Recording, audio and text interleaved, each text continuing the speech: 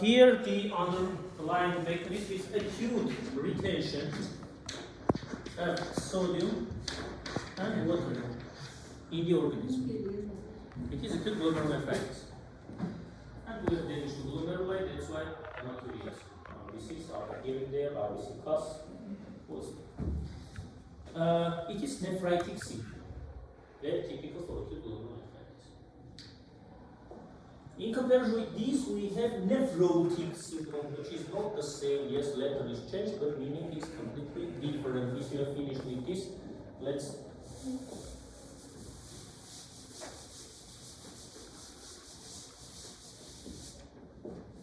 Nephrotic syndrome is a clinical nephrotic syndrome. Is a clinical laboratory syndrome.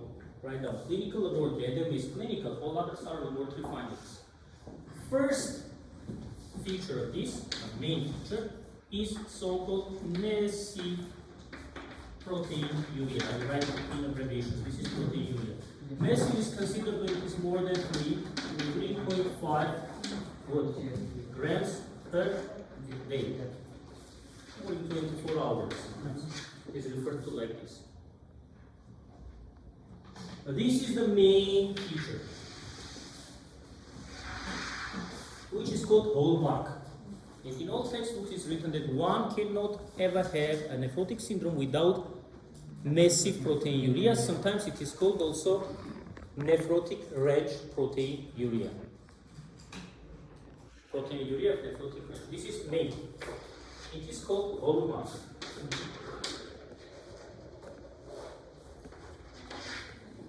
Hallmark. Second is hypoalbuminemia.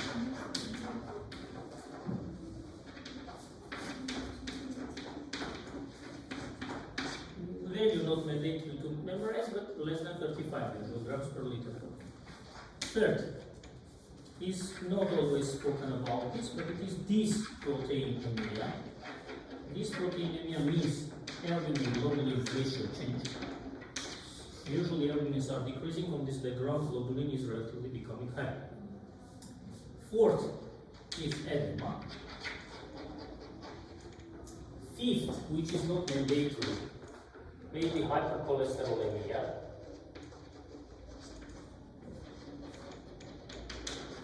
Especially high level of TGs, triglycerides. Also, we may have hypercoagulation, infections, and etc. Main are these. Last one. Without massive proteinuria, one can never have a nephrotic syndrome. Other features may be expressed not so much, more or less. But without nephrotic reg proteinuria, we cannot have ever a nephrotic syndrome. So, before going forward to understand why, how, and this happens, why is it needed? If you tell a patient that you know you have got a nephrotic syndrome, of course it's not a good idea, but anyway, you're informing. Patients for sure will ask, so what? Because it's not a final diagnosis. Once more though, I told you last year, 2 years ago, no, third year, last year. In nature, we don't have classifications. All classifications are made by us to make our life easier. In this case, to diagnose more easily. In some disciplines, particularly neurology, psychiatrics, when we don't have exact etiopathogenesis, is unknown or less well studied, we may use syndromes for final diagnosis. For example, for schizophrenia.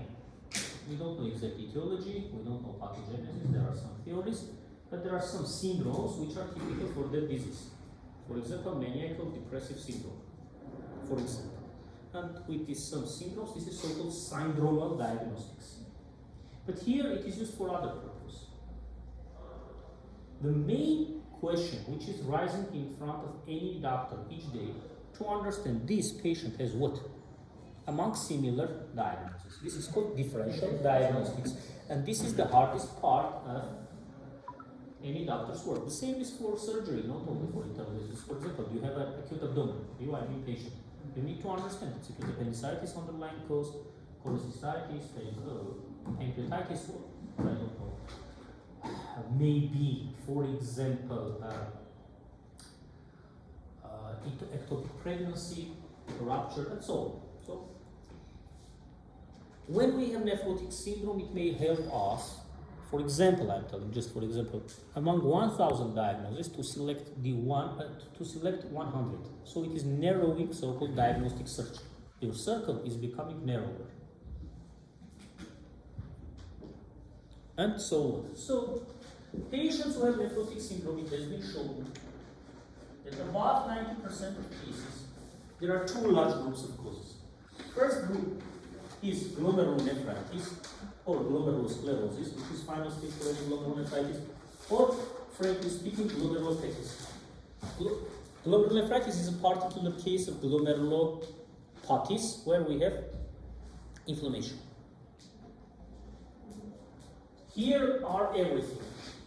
Diabetic nephropathy, which is called also Kimmel-Wilson syndrome. SLE nephritis, which is called lupus nephritis. Anything here. Minimal changes of glomeruli, focal and segmental glomerulosclerosis, membranoproliferative, membranocapillary, doesn't matter. And second group is renal amyloidosis.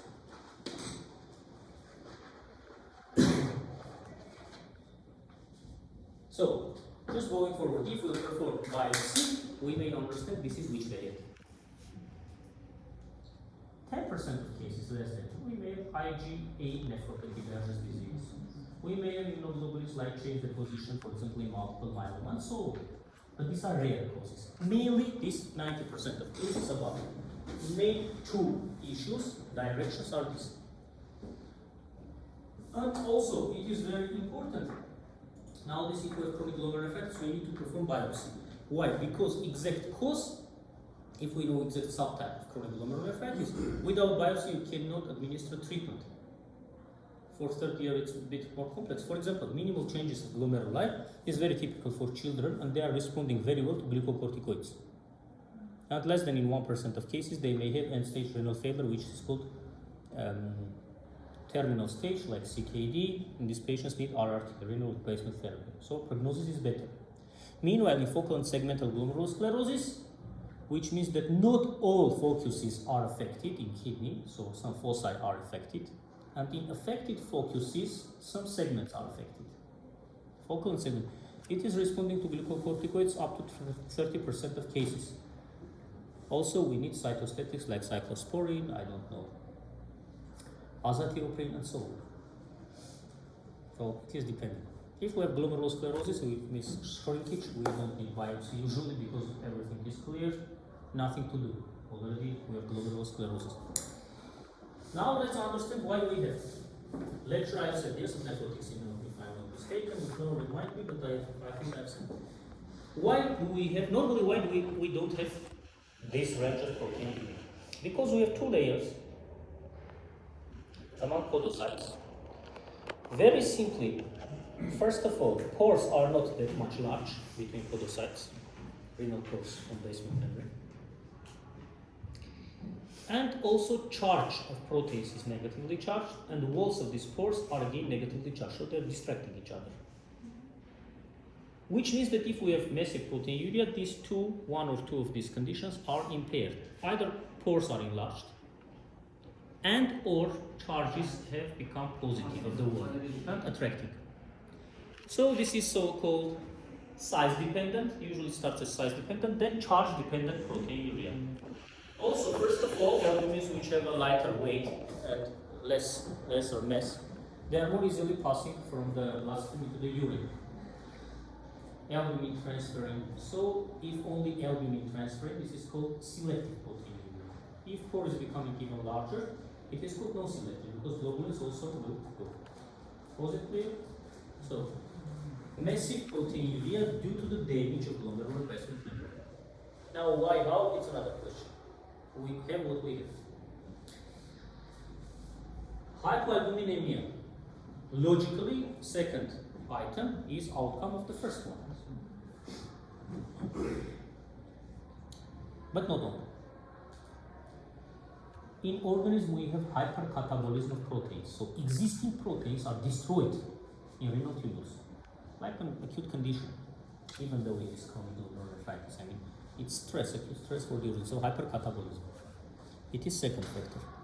Third factor is that the same edema we have on mucosal layer of the intestines. So proteins with the food may not be absorbed properly, malabsorption. So three conditions which are responsible for hypoalbuminemia. That's why with the food, if we will increase, it will not be that much beneficial. So second is clear. Third again is logical. Albumins are going on this background, globulin concentrations remaining relatively high, though not only. There are some cases, for example, in lupus nephritis, SLE nephritis, lupus nephritis.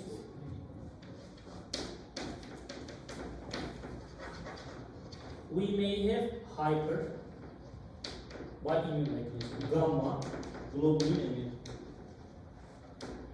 which means that not only albumins are decreased, and on this background, where is it?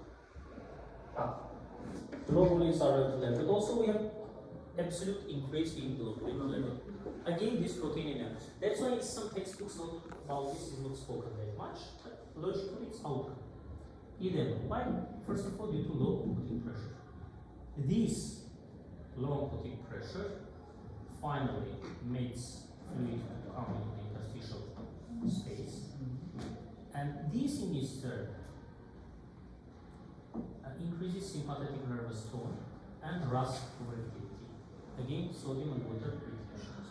Though there is some hypothesis that you will learn in the lecture it's written, that there are a lot of people whose RAS axis is blocked, for example, by AC inhibitors, but still they have this problem.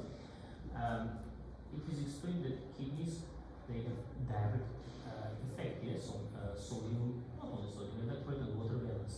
It is primary retention of sodium and water by the kidney without RAS in there.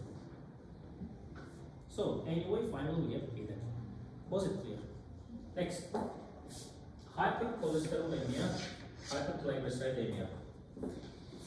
Hypercholesterolemia, we may have loss of some transporting proteins which are responsible for cholesterol metabolism. As a result, we may have high level of cholesterol.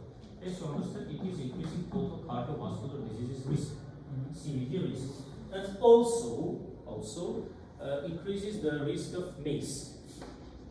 What is MACE? Major adverse cardiac events. It is lethal or fatal. Heart failure, myocardial infarction, heart failure, atherosclerosis, and even this means cardiovascular system. Sorry, cardiogenic. Let's say EG. Aber, das ist nicht schwer. Was? Deswegen hast du das mal besser. Das ist sie auch noch nicht. Let us see. Let us see. Ah, uma chance de se passar. Agora, depois dá espaço, agora não espaço mesmo. Espaço. Aqui desse escola também, que eu olho no que considera tudo. A gente já pode assim, se não. Tá assim que quando eu sou o rosto, né? Mini coquinho, tá outro nessa. Ah, consertando. Consertando. So, why hypertriglyceridemia? It is one of the most important aspects. Though it is usually 30-40% of cases is seen, nobody can tell, it's not mandatory. That's why in brackets. This why I wrote in the brackets because not always is spoken, but it's logical. This one you may not see each time. But to be honest, in my practice, mostly I have seen rather than not. It's not that much rare. Hypertriglyceridemia, hypercholesterolemia. Explanation is the following about teaching. I don't know why, usually I'm telling this to all my students. I have spoken with the leading specialists in Armenia, nephrologists, why. How liver recognizes that there is a lag in protein level and means resynthesis of albumin. Somehow, I mean, for example, the RAS accepted by our receptors, by low concentration sodium, by chemoreceptors, macula densa. This I don't know how. Somehow gets a signal that there is low concentration of protein. And there is an urgent need for resynthesis. A few days later, I'll ask you. Wait a bit. I'm speaking, they are speaking. I'll go, they will still speak. One group, 40th, impatiently is waiting for you to start the exam. I told without lecture, I won't start an exam. I don't know if they are happy or not, but anyway. Now look. Somehow Never recognizes that there is an urgent need for rest synthesis of albumin and starts increased rate than in the lecture you learn. In reality, these patients have higher levels rest by liver. Synthesis is increased production of tissue. But albumins and TGs, triglycerides, have common biochemical synthetic pathway in the liver. Very simply, we may imagine that some enzymes are the same, which are catalyzing the process. So, liver starts synthesis, resynthesis of albumin, at the same time TGs are resynthesized. Albumins are again lost through the membrane, TGs remain. Hypertriglyceridemia itself increases the risk of type 2 diabetes mellitus. Type 2 diabetes mellitus increases the risk of metabolic syndrome and increases mortality. Obesity and so on, and metabolic pathways. But this is the explanation part. We may have lipiduria, we may have loss of antitomin 3, that's why hypercoagulability. We may have thromboembolic complications. Remember the term, nephrotic crisis. It is a very severe complication, fortunately rare, but so severe. When albumin concentration is becoming less than 8 usually, grams per liter, or 55. And we will have hypercoagulability, we may have secondary infections because immunoglobulins again are lost. And as a result, patients may have secondary infections or thromboembolic complications. And a lot of other manifestations, but mainly are these. And of course, treatment is not in your this year program, but anyway, we need to treat proteinuria. Why? Who knows? I'm not asking how to reduce, but it should be reduced. Why? No. Look, this leakage of proteins is toxic for renal tubules. It is killing them. So should be made irregularly, made every effort to stop these proteins urea. Otherwise, we'll have irreversible changes. CKD. Proteinuria is decreased by restriction of protein diet. 0.8 gram per kilogram of weight for a day. Also, sodium should be decreased too much to be effective. And our medications, ACE inhibitors, angiotensins receptor blockers, but I don't want to focus your attention on this. If medications are not working, we have different tone, upfront arterial tone, arteriolar tone, should be done either surgical nephrectomy is written in a few unfortunate individuals when these medications are not helping. Either you should remove and patient should undergo RRT, renal replacement therapy, or medically you may inject mercury containing diuretics which are toxic for the kidneys and they are undergo treatment. Or you may perform fat embolism of the renal artery or coiling. Coil is a spiral, is widely used to stop bleeding. We insert endovascular and as a foreign body there is clear formation of it. It is closing. If you insert inside the renal artery bilaterally, it will cause thrombosis and as a result necrosis of kidney. But it's very rare. Was this clear?